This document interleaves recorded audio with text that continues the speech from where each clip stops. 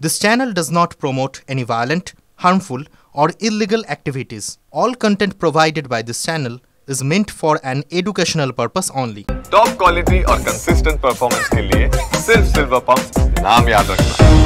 মৌখিক প্রতিক্রিয়া ভারত দিয়েছে, কিন্তু আমেরিকা দেয়া শুল্ক জ্বালা কি শুধুই একটা মৌখিক প্রতিক্রিয়া দিয়ে মেটানো যায়, যেখানে ডোনাল্ড ট্রাম্প লাগাতার ভারতীয় পণ্যের উপর শুল্কের বোঝা চাপিয়ে যাচ্ছেন?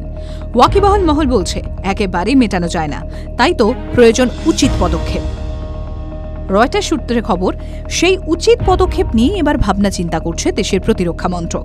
সম্ভবত খুব শীঘ্রই আমেরিকার থেকে বন্দুক ও যুদ্ধবিমান নেওয়া বন্ধের কথা ঘোষণা করবে নয়াদিল্লি।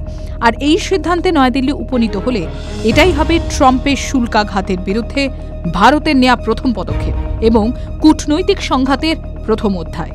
এই বিশ্বে ভারত অস্ত্র আমদানির ক্ষেত্রে দ্বিতীয় স্থানে রয়েছে, আর এই অস্ত্র আমদানির ক্ষেত্রে নয়াদিল্লি বরাবরের ভরসা রাশিয়া। তারপরই নাম রয়েছে আমেরিকারও, যাতে এবার বাঁধ টানার কথা ভাবছে নয়াদিল্লি। আগামী কয়েক সপ্তাহের মধ্যে কেন্দ্রীয় প্রতিরক্ষা মন্ত্রী রাজনাথ সিংয়েরও মার্কিন যুক্তরাষ্ট্র সফরে যাওয়ার কথা ছিল, তাও নয়াদিল্লি বাতিল করে দিয়েছে বলে খবর। পাশাপাশি বাতিল হয়েছে একেবারে চূড়ান্ত ধাপে থাকা কতগুলো অস্ত্র চুক্তি, অর্থাৎ ইঙ্গিত একটা রয়েছে, কিন্তু তা কতটা জোরালো হতে পারে এখন সেটাই দেখার। ট্রাম্পের শুল্ক ইস্যুতে বৃহস্পতিবার প্রথমবার প্রতিক্রিয়া দিয়েছেন প্রধানমন্ত্রী নরেন্দ্র মোদী। দিল্লি স্বামীনাথন সেন্টেনারি ইন্টারন্যাশনাল কনফারেন্সে বক্তব্য রাখতে গিয়ে মোদী বলেন, কৃষকদের স্বার্থই সর্বোপরি, আর সেই স্বার্থ নিয়ে কোনো রকম সমঝোতা নয়।